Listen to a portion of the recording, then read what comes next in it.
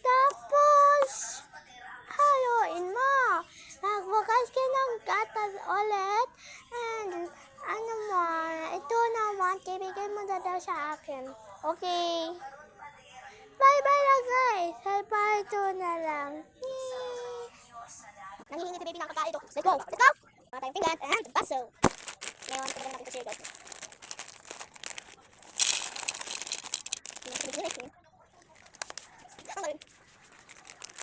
So, wala na naman dito.